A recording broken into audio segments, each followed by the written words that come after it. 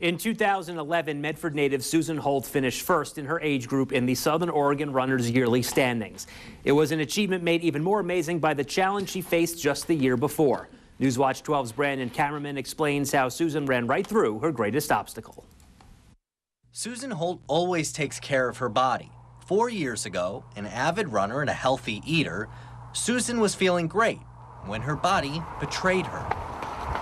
I ran my fastest half marathon in May. 2 weeks before my diagnosis, I had no signs, symptoms, nothing except for just this very small lump on my collarbone. A month later, the middle school PE teacher / cross-country coach and mother of 2 was diagnosed with stage 2 of Hodgkin's lymphoma. I had a hard time really wrapping my mind around it because I know my body, and to just have a little lump that is there but feel so good and feel healthy and strong, it just didn't seem right. Faced with a long summer of chemotherapy and radiation, Susan relied heavily on support from family and friends. They were amazing. I didn't have to cook all summer. They just kind of rallied around, wanted to help in any way they could. One of those friends is another runner, Leslie Kaiser. We've been friends for a really long time, and getting the news that she had cancer was very difficult, but I knew that she would be a fighter. And Susan's fighting weapons were her running shoes.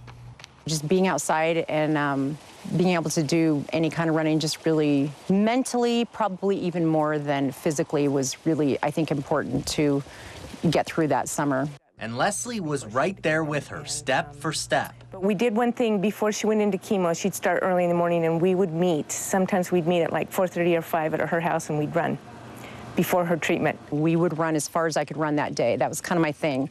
Every time I had chemotherapy, I just wanted to push myself as hard as I could, and it made me feel like I could handle it. Not just on chemo days. Forced into the biggest race of her life, Susan ran nearly every day throughout her treatment. I think she said right away, she goes, I'm going to run as much as I can during this. It's so important to me that I just thought I'm going to do it as long as I can. And my doctor thought it was great, and it made me feel so much better. Did you feel like that would help beat the cancer? Yeah, I definitely did. And she was right. After radiation that fall, the cancers show no signs of returning. They don't say that you are cured. They say you're in remission, but I feel like I'm cured. I mean, I really think I am. I think it's gone, and I don't expect it to come back.